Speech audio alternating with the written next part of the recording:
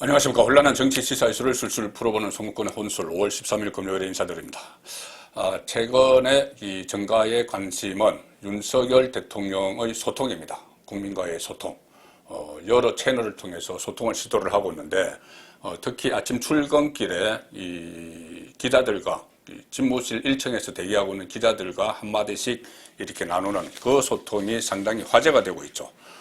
이런 소통 방식을 도어 스태핑 이렇게 부릅니다. 도어 스태핑, 약식 기자회견인데 국내 정치에서는 뭐 생소하죠. 생소하지만은 일본에서는 일본에서는 총리가 이 출퇴근길에 취재진을 만나서 이렇게 선체로 질문에 응답을 하는 이 불화사가리 이런 형식의 적석회견이 계속 이루어지고 있습니다.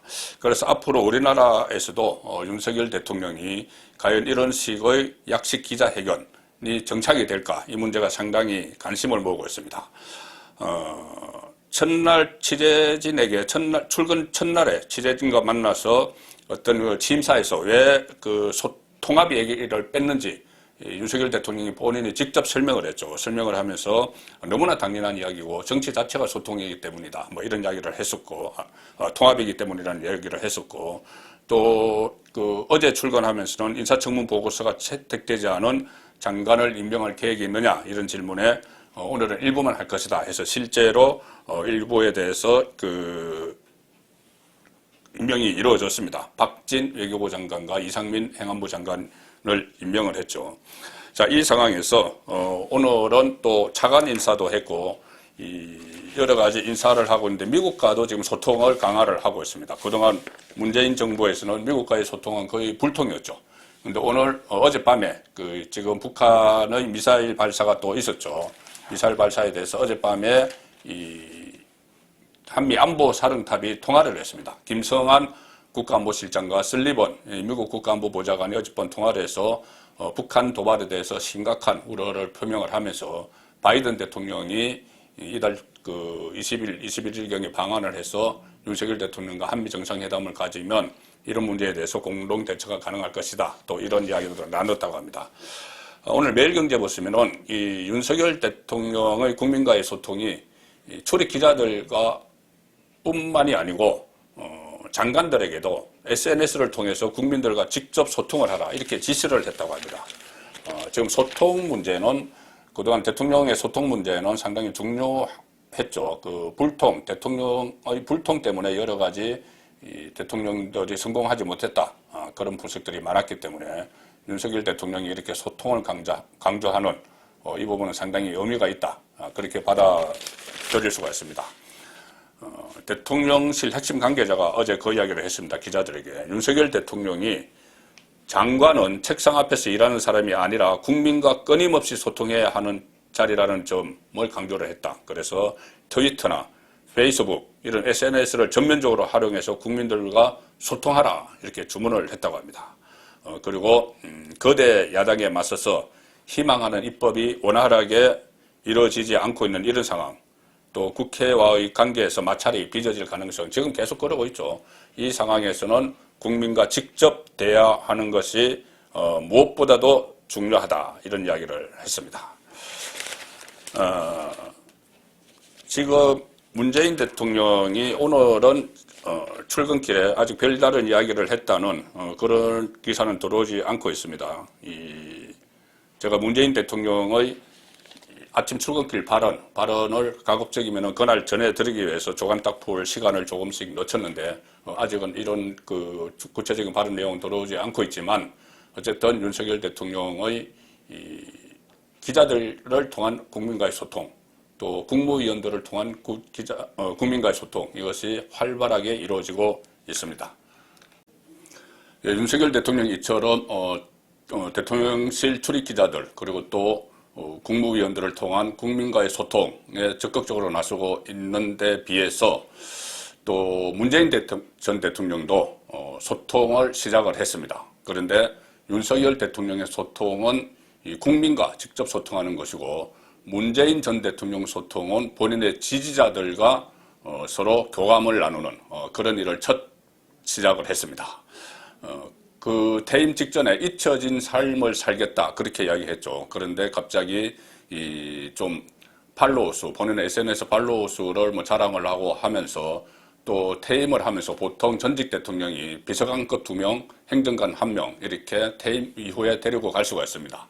보통 통상적으로는 1부속 비서관실, 2부속 비서관실, 그래서 그동안 곁에서 보좌를 하던 참모들을 데려가는 게 통상적이었는데, 이번에 문재인 전 대통령은 본인의 메시지를 담당했던 3명을 데리고 갔습니다. 자, 그렇기 때문에 양산 사저에서 SNS를 통한 정치를 할 것이 아닌가, 특히 본인이 위기에 몰릴 때 지지층 결집을 노리는 것 아닌가, 그런 분석들이 있었는데 실제 그런 작업에 시동을 걸었습니다. 퇴임 이후에 첫 SNS가 오늘 아침에 공개가 됐는데, 일단은 뭐 일상적인 이야기, 뭐 인사말 이 정도지만 이것은 이런 메시지를 퇴임 사흘 만에 냈다는 것은 앞으로도 지지자와 꾸준히 서로 소통을 해 나가겠다는 필요에 의한 소통이죠. 그 소통을 해 나가겠다는 확실한 의지를 보인 것이다. 그렇게 볼 수가 있죠. 특히 위기에 몰릴 경우에 적극 이 통로를 활용을 하기 위해서 지금 통로를 텄다. 그렇게 볼 수가 있습니다. 첫 메시지 내용은 이런 겁니다. 기여한 후 첫 외출을 했다. 문재인 전 대통령의 첫 페이스북입니다. 아버지, 어머니 산소에 인사드리고 통도사에도 인사 다녀왔다. 법당에 참배드리고 성파, 종정스님과 현문, 주지스님을 뵙고 모처럼 좋은 차, 편한 대화로 호사를 누렸다. 그리고 또 집 정리가 끝나지 않았고 개 5마리와 고양이 1마리의 반려동물들도 아직 안정되지 않았지만 저는 잘 지내고 있다. 자, 이것은 지지자들에게 메시지를 보내는 것이죠. 이 문재인 전 대통령에 대해서는 재임 기간 동안 여러 가지 논란, 의혹들이 있었기 때문에 본인이 잊혀진 삶을 살고 싶어도 그렇게 할 수가 없을 겁니다. 그리고 그렇게 됐을 경우에 대비해서 SNS를 통해서 지지자들과 지금 소통을 시작한 건데, 여러 가지 논란 중에서 퇴임 직전에 논란이 된 것이 하나 있었죠. 뭐 지금 허지부지 넘어갔는데 부인 김정숙 씨의 옷, 그것을 어떤 그 특할비로 산 것 아니냐, 뭐 그런 이야기들이 있었습니다. 현금으로 계속 다 샀기 때문에 그 비서를 데리고 다니면서. 그런데 그것이 지금 한 30년 동안 공개를 못하게 됐죠. 서울행정법원에서 이 문재인 대통령 시절에 취임 후에 특할비, 내역, 그리고 부부가 함께 사용한 의전 비용을 공개를 하라는 판결을 내렸는데도 이것을 재임 중에 얼마 남지 않은 재임 중에 항소를 했습니다. 그 항소를 진행을 하다가 임기가 끝나버렸기 때문에 소송 대상자가 없어진 거죠. 비서실이 소송을 했는데, 그렇게 되니 이것이 대통령 지정 기록물로 지정을 해서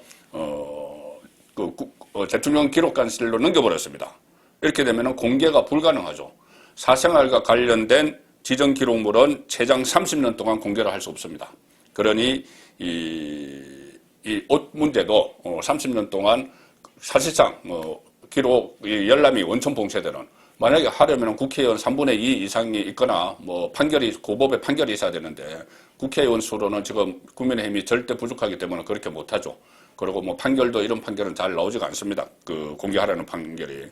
그래서 이것이 이 옷 문제가 어떻게 보면 30년 동안 알 수가 없게 됐는데, 이 문재인 정부 때 유독 지정 기록물, 그러니까 채 15년부터 30년까지 공개가 되지 않는 지정 기록물이 유독 많았다. 이 기사가 오늘 동아일보 사이면에서 아주 크게 나왔습니다.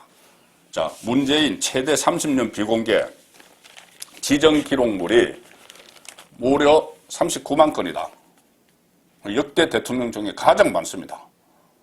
15년부터 30년 동안 공개하지 못하는 기록물, 대통령 재임 기간에 했던 여러 가지 기록들. 왜 이렇게 문재인 때만 이렇게 많은 것인가? 당연히 의문이 생기죠. 자, 일단 실상을 보면은 기록물을 일단 5년 동안 재임 시절에 만든 기록물을 1116만 건이 대통령 기록관으로 옮겨졌습니다. 그런데 이 중에서 최대 30년까지 공개하지 않는 지정 기록물, 이것이 무려 39만 3천 건. 역대 대통령 중 가장 많습니다. 자, 박근혜 전 대통령 지정 기록물이 20만 5천 건이니까는 거의 문재인 것은 2배에 달하고, 문재인 정부 시즌 1이죠. 노무현 전 대통령도 33만 7천 건이니까 이것보다도 5만 6천 건이 더 많습니다. 이 대통령 기록물 관리에 관한 법률을 보면은 이 지정 기록물은 최장 15년까지, 대통령 사생활과 관련된 기록물은 최장 30년까지 비공개를 할 수가 있습니다. 이것을 열람을 하려면은 국회 제적의원 3분의 2 이상 동의나 고등법원장의 영장이 필요하다. 자, 왜 이렇게 지정 기록물이 많을까? 공개하지 못하게 하는. 정확한 지금 이유는 여기서 나오지는 않죠. 이 문재인 전 대통령 측에서 이거 밝힐 리도 없고, 누구든지 이것을 정확하게 왜 이렇게 됐는지는 분석하기가 어렵습니다. 그런데 추리는 가능하죠. 왜 이렇게 문재인 정부 5년 동안에 국민이 알면 안 되는 일이 많았을까? 자, 저는 한 3가지로 추정을 해볼 수가 있다고 봅니다. 하나는 이 문재인 정부 전반기, 중반기까지 북한과 여러 가지 접촉이 있었죠. 메시지도 오고 가고, 그 정상회담도 하고, 미국과 3국 같이 정상들이 만나기도 하고, 공개회담도 많았지만 비공개 접촉도 상당히 많았겠죠. 그런 것들이 아마 기록물에 남아있을 겁니다. 국민이 알면 안 되는 얘기들이 숱하게 있었을 가능성이 있죠. 북한과의 접촉 과정에서. 그렇기 때문에 이렇게 많아졌다, 이렇게 볼 수가 있고, 또 하나는 여러 가지 많이 있겠지만 해외 순방 관련해서 김정숙 버킷리스트 이런 이야기까지 나왔죠. 그래서 그런 지금 이 기록물은, 대통령 기록물은 대통령 그 기록을 담당하는 부서가 있습니다. 거기서 일거수일투족을 다 기록을 하기 때문에 조금 전에 말씀드린 대로 무려 1116만 건이나 되는 것이죠. 이 안에 보면은 해외 순방 때 있었던 일 이런 것도 다 들어가 있죠. 그래서 퇴임 직전에 김정숙 씨가 어떤 명소 같은 데를 방문했던 것이 그 전에 보도되지 않았던 것이 보도되고 했죠. 그런 것도 아마 여기 들어가 있을 겁니다. 그리고 또 하나는 사생활. 조금 전에 이 옷 문제도 그렇지만은 딸 문다혜 씨 가족이 아버지가 대통령인데 아버지가 재임 중에 갑자기 서울에 집을 정리를 하고 태국으로 이주를 했죠. 태국으로 이주를 해서 거기서 이상직 최근에 그 대법원 확정 판결로 이혼적이 떨어졌죠. 이상직의 도움을 받아서 사위가 취업을 하고 그것이 지금 전주지검 캐비닛 속에 들어가 있습니다. 그것이 이 문재인 대통령에 대한 뇌물죄에도 적용될 수 있다고 하는 그 일인데, 자, 그 부분과 관련해서 문다혜 씨가 태국에서 귀국을 했는데 퇴임 직전까지 저 뒤에는 청와대에서 거주를 했다. 자, 이런 것들. 가령 이런 것들, 이런 사생활 부분, 대통령의 사생활 부분들이 많이 있기 때문에 이것을 국민이 알면 안 되니 30년 동안 열지 못하도록 봉인을 한 거죠. 자, 그래서 이런 여러 가지 또 논란 의혹들이 있으니까 문재인 전 대통령은 이래저래 퇴임을 전후해서 셀프 보호막을 막 쳤습니다. 이 금수관박, 이것도 입법도 밀어붙이고 또 이렇게 대통령 지정 기록물도 대거 봉인을 해버리고 또 SNS를 통해서 지지자들과 그 접촉을 시작을 하고 이렇게 이 보호막을 친 뒤에 양산으로 들어갔죠. 그런데 문재인이 떠난 민주당, 이제 야당이 된 민주당, 자중질환을 일으키고 있습니다. 어제 제가 몇 가지 쭉 설명을 드렸는데 그 중에서도 지금 6일 지방선거를 앞두고 민주당을 수렁 속으로 몰고 가는 일이 연달아 발생하고 있죠. 바로 성추문입니다. 성추문이 다시 민주당을 강타했습니다. 박원순, 오거돈, 안희정 그렇게 일종의 난리를 쳤는데 다시 그 유사한 일들이 일어나고 있습니다. 자, 조선일보는 일면 톱에서 삼선 박완주 제명, 어제 그 박완주를 성추문 관련해서 전격적으로 제명을 했죠. 민주당 성비위 터졌다. 삼선 박완주를 전격적으로 제명을 했는데 민주당 보좌진 협의회에서 자기들이 모시는 의원들을 대상으로 조사를 해서 또 여러 가지 제보가 쏟아졌다고 합니다. 최강욱의 소위 말하는 땡땡이 짤짤이라고 본인은 했다는데 그 발언 이후에 그 발언을 듣고 성적 수치심을 느낀 사람들이 바로 민주당 여성 보좌진들이었죠. 그래서 민주당 보좌진 협의회에서 적극적으로 이 문제를 파고 있고 제보를 받는데 수많은 제보들이 쏟아졌다는 겁니다. 어제 일단 박완주 성비위 의혹으로 제명을 했고, 그런데 민주당 보좌진 협의회가 어제 입장문을 내고 더 큰 성적 비위 문제도 제보받았다. 진상조사를 해야 된다. 이렇게 요구를 했습니다. 그리고 다른 정치인들의 성추행 사건이 더 드러날 경우 6일 지방선거를 앞두고 파문이 확산될 걸로 예상이 되는데 박지현 비대위원장 있죠. 민주당 비대위원장 젊은 여성입니다. 대국민 사과 기자회견을 했습니다. 그러면서 박완주 사건은 작년 말 발생한 심각한 수준의 성범죄다. 피해자는 자체적으로 사건을 해결하려 했으나 원만하게 진행되지 않았고 4월 말 당해 신고가 들어왔다. 심각한 수준의 성범죄. 그런데 어떤 내용인지는 밝히지 않지만 기자들의 취재에 의해서 이 국회의원실의 여성 보좌진이 피해자다. 이런 말이 나오고 있습니다. 지금 성폭력 의혹이 잇따라 제기가 되고 있는데 민주당에서 며칠 전에는 김원희 의원이 그 보좌진이 동료 직원을 성폭행한 혐의로 피소가 됐는데 오히려 피해자가 합의를 종용받는 김원희 의원의 측근들로부터 합의를 종용받는 그런 일이 있었죠. 그리고 이 짤짤이 거짓말, 조세호는 이렇게 표현을 했습니다. 짤짤이 거짓말 사건으로 조사가 진행 중인 최강욱 추가로 성희롱 발언을 했다는 제보도 당에 접수됐다. 그리고 조실버는 A 의원이 연루된 성폭력 의혹 보도도 나왔다. 자, 이 A 의원은 조실버는 그렇게 A 의원이라고 표현을 했지만 이것을 보도한 언론은 쿠키뉴스입니다. 쿠키뉴스는 이 A 의원이 이상헌 울산 북구의 지역구를 두고 있는 이상헌 의원이라고 보도를 했고 진상을 파악 중이다. 이상헌 의원은 그런 사실이 없다. 벌쩍 뛰고 있다는 거고요. 조선일보 6면 보시면 해설 기사가 나와 있습니다. 최강욱 또 성희롱 의혹. 짤짤이 그 발언 말고입니다. 다른 의원 성추행도 불거졌다. 다른 의원은 지금 말씀드린 대로 울산 북구에서 이상헌 의원이죠. 자, 여러 가지 의혹들이 지금 쏟아져 나오고 있습니다. 최강욱은 그때 법사위 줌 회의에서 했던 발언, 김남국과 주고받았던 발언 외에 또 다른 게 있다는 겁니다. 온라인 화상회의에서 동료 의원에게 성희롱 발언을 했다는 의혹으로 지금 당윤리심판원에 해부된 상태죠. 그런데 지난달 28일 성희롱 그런 발언이 있기 이틀 전에 26일에도 국회 법사위 회의를 대기하던 도중에 동료 의원을 지칭을 하면서 성적인 발언을 했다. 최 의원이 다른 의원들과 여성 보좌진, 당직자들이 있는 자리에서 여성 보좌진들의 외모를 품평을 하고 비하하는 발언을 수차례 했다. 자, 이런 보도가 지금 나오고 있습니다. 최강욱은 도저히 묵과할 수 없는 날조가 이어지고 있다. 이렇게 강하게 반발을 하고 있지만은 이 파문이 계속 커질 것 같고, 김원희 의원실 2차 가해, 조금 전에 말씀드린 대로 전 보좌관이 이 동료 직원에게 성폭행 피소를 당했는데 김원희 의원 측근이 피해자에게 합의를 종용을 했다. 재선 A 의원도 현재 조사 중이다. 당 차원서 성비위 진상조사 부도. 자, 이런 민주당이 자중질환에 빠지는 이런 모습인데, 지방선거, 6월 1일 실시되는 지방선거는 어제 오늘 이틀간 후보 등록을 하고 레이스에 들어갔습니다. 다시 선거 분위기가 전국을 휩싸이게 할 텐데, 여야 모두 17곳 중에서 서로가 9곳은 승리한다. 이렇게 서로 장담을 합니다. 최대 승부처는 수도권. 동아일보는 이 지방선거 기사를 일면 톱으로 보도를 했습니다.